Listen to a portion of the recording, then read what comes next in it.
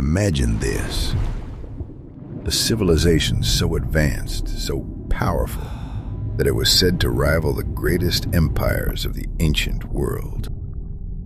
A city of gold and stone, perfectly designed, thriving with wealth, technology, and ambition. And then,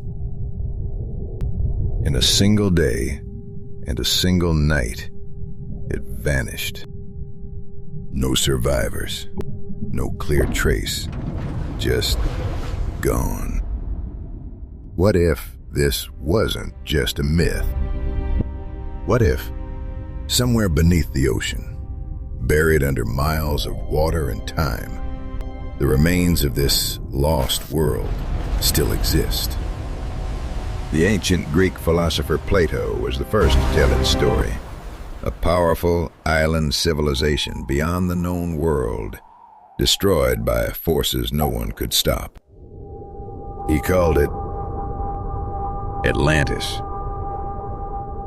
But here's the question that has haunted historians, explorers, and dreamers for centuries.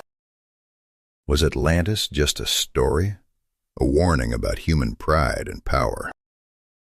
Or was it something far more unsettling? A real civilization that humanity has completely forgotten? The story of Atlantis doesn't begin with explorers, or lost maps, or even ancient ruins. It begins with a philosopher. Over 2,300 years ago, a man named Plato wrote about a powerful civilization unlike anything the world had ever seen. He didn't describe it in the history book, but in two dialogues, Timaeus and Critias. At first, it sounded almost like a story.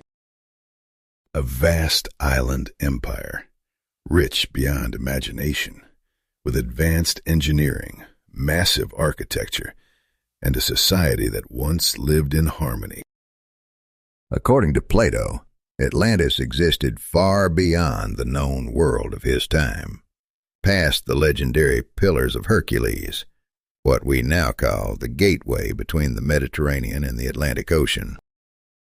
To the ancient Greeks, that place marked the edge of the world. And beyond it lay something unknown. Something powerful. Something lost. Plato claimed that Atlantis wasn't just another kingdom. It was an empire that dared to challenge even the greatest civilizations of its age. And then, just as suddenly as it appeared in his writings, it was gone. No maps, no ruins he could point to. Only a story passed down through time. But here's what makes it unsettling. Plato didn't present Atlantis as fiction. He wrote it as something that had truly existed. Which leaves us with a question that still lingers today. Was he preserving history? Or creating the most convincing mystery the world has ever known? If Plato's account is to be believed, Atlantis wasn't just real. It was extraordinary. At the heart of the island stood a city unlike anything the ancient world had ever seen. Perfectly designed. Not chaotic, not accidental, but built with intention. Massive rings of land and water, spreading outward in precise, concentric circles. Canals connected every part of the city, allowing ships to move effortlessly from the sea straight into its very center.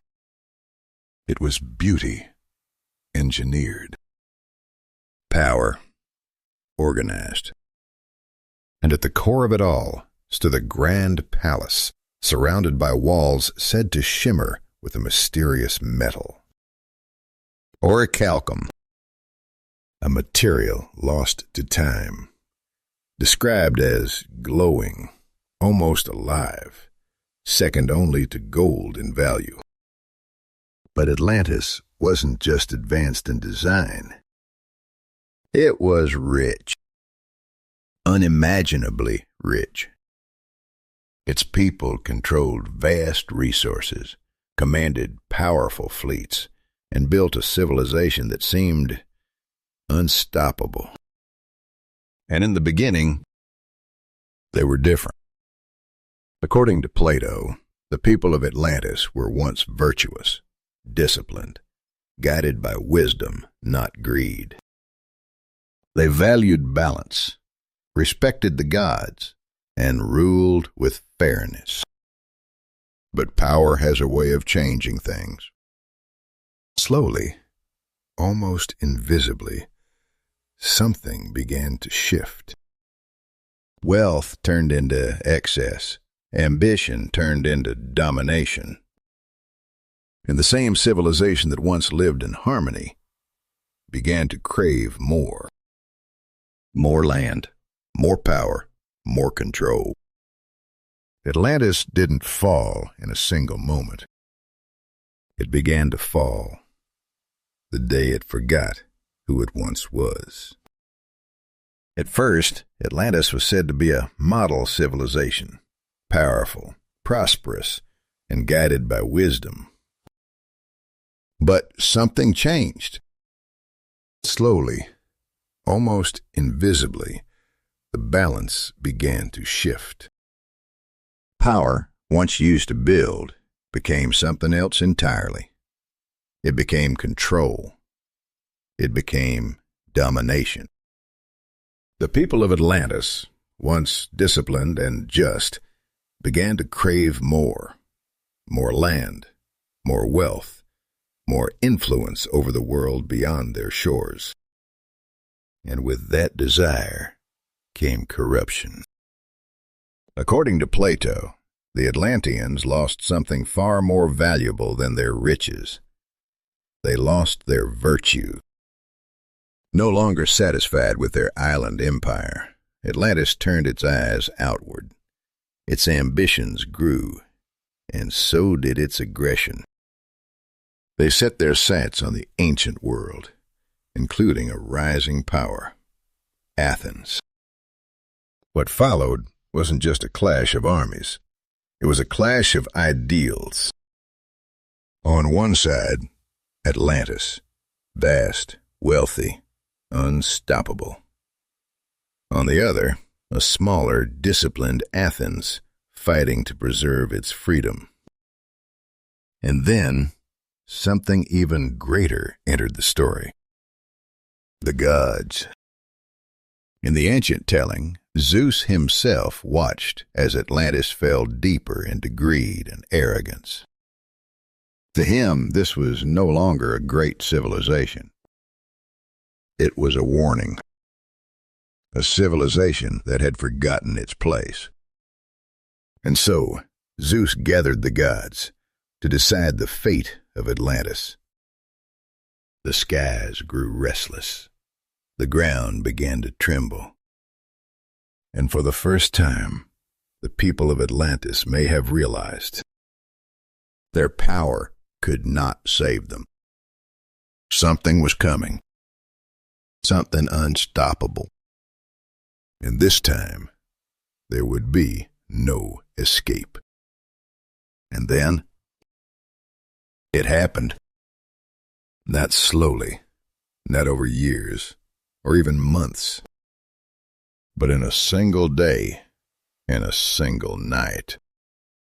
The ground began to tremble. At first, just a whisper beneath their feet, easy to ignore. Then stronger. Buildings cracked, temples shook. The perfect symmetry of Atlantis began to break. The earth itself was turning against them. And before they could understand what was happening, the sea rose. Waves, taller than walls, rushed toward the city with unstoppable force. Canals overflowed. Streets vanished beneath rushing water. Ships were torn from their moorings and thrown into stone. Panic spread. The same people who once believed their empire was invincible now ran with nowhere to go. The sky darkened, the ground split open, and the ocean kept coming.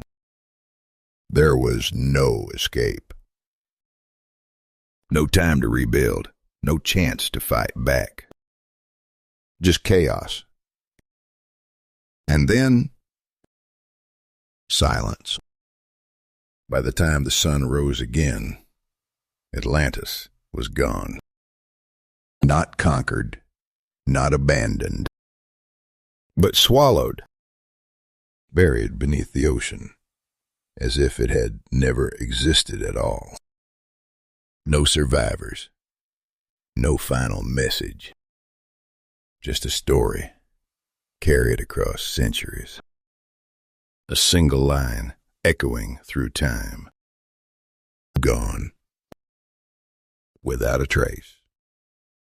So, what was Atlantis really? A lost civilization? Or just a story told to make a point? For centuries, people have argued over one simple question. Did Plato mean for Atlantis to be taken seriously? Some believe the answer is no. They argue that Atlantis was never meant to be real, but a warning. A metaphor about power, about what happens when a society becomes too proud, too greedy, too sure of its own greatness. In this view, Atlantis isn't history. It's a lesson. A carefully crafted story meant to show how even the most advanced civilization can collapse from within. But not everyone is convinced. Others believe that Plato wasn't inventing Atlantis. He was remembering it. Or rather, recording something that had been passed down long before his time. A story rooted in truth, distorted by time, but not entirely lost. Because history has shown us something unsettling. Entire civilizations can disappear. Not just fade away, but collapse suddenly, violently, and leave behind only fragments. Cities buried beneath ash, kingdoms swallowed by the sea, cultures erased with barely a trace. Events like massive volcanic eruptions or catastrophic tsunamis have wiped out thriving societies before. So the idea of Atlantis, a powerful civilization, destroyed in a single catastrophic event, isn't as impossible as it once seemed. Maybe the details were exaggerated. Maybe the story changed over time. But the core of it, could it be real? And if it is, then Atlantis isn't just a legend. It's a memory, one that humanity has been trying to piece back together for thousands of years. If Atlantis was real, then where is it? For centuries, the explorers, historians, and dreamers have searched the world, trying to match Plato's story to a real place on Earth. And over time, a few theories have stood out. One of the most widely accepted points to the Mediterranean. Specifically, the island of Santorini. Thousands of years ago, this peaceful island was the center of a powerful civilization, the Minoans. Advanced, wealthy, highly organized. Sound familiar? Then, around 1600 BCE, everything changed. A massive volcanic eruption, known today as the Minoan eruption, shattered the island. The explosion sent ash into the sky, collapsed entire cities, and triggered devastating tsunamis across the region. In a matter of moments, an entire civilization was crippled. To some, this feels eerily close to Plato's description, but others look much farther, out into the vast open waters of the Atlantic Ocean. After all, Plato claimed Atlantis lay beyond the known world, past the edge of the Mediterranean. Some believe its remains could still be hidden, deep beneath the ocean floor, buried under layers of sediment and time. And then there are the more extreme theories, like Antarctica, a frozen continent today, but once, millions of years ago, a very different place. Some speculate that Atlantis could have existed there, before shifting continents and changing climates erased it from history. It sounds unlikely. But then again, so did the idea of a city vanishing overnight. What all these theories have in common is one simple truth. Our planet is capable of sudden, devastating change. Volcanoes erupt, oceans rise, land disappears. And when that happens, entire civilizations can be lost. Not slowly, but all at once. Which means Atlantis doesn't have to be a fantasy. It could be a memory hidden somewhere on Earth, waiting to be found. Atlantis may be ancient, but its story is everywhere. You've seen it, even if you didn't realize it. In movies, in books, in games. The idea of a lost, advanced civilization hidden beneath the ocean has captured modern imagination like few other myths ever have. Take Atlantis, the Lost Empire, for example. A hidden underwater city, ancient technology, a forgotten language, waiting to be rediscovered. It's not just entertainment. It's a reflection of something deeper. Because Atlantis represents more than just a place. It represents a question. What if we're not the first advanced civilization?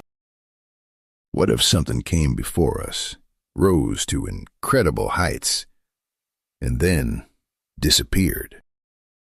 That idea shows up again and again. In science fiction, in adventure stories, even in conspiracy theories. We keep coming back to Atlantis because part of us wants it to be real. Because if Atlantis existed, then history isn't as complete as we think. And the past might be hiding far more than we've ever imagined. So why does Atlantis still matter today? Because at its core, this isn't just a story about a lost city. It's a warning. According to Plato, Atlantis didn't fall because it was weak. It fell because it changed. A civilization that once valued balance, discipline, and wisdom slowly gave in to greed, to power, to the belief that it was untouchable. And that's what makes this story feel uncomfortably familiar. Because today, we're more advanced than ever. Our technology connects the world. Our cities grow higher. Our influence reaches further than any civilization before us. But at the same time, we're facing rising oceans, changing climates, and a growing imbalance between progress and responsibility. Atlantis may be a myth, or it may be history. But either way, it asks us a question we can't ignore. Could we be heading toward the same fate? Atlantis. A story that has survived for over 2,000 years. A tale first told by Plato and carried across generations, across cultures, across time. Maybe it was just a myth, a warning about power, about pride, about the fragile nature of even the greatest civilizations. Or maybe it was something more. A real place, a real people, a real world, lost beneath the waves. Because the truth is, we may never know for certain. No map has led us to it. No discovery has proven it beyond doubt. And yet, the story refuses to fade. Even now we imagine it, a silent city resting on the ocean floor. Columns covered in coral, streets swallowed by the deep, echoes of a world that once stood tall. And maybe that's why Atlantis still matters. Not because we've found it, but because we haven't. Because as long as it remains lost, it continues to ask questions we can't fully answer. And in the end, perhaps that's the real mystery. Atlantis may be gone, but its story refuses to sink.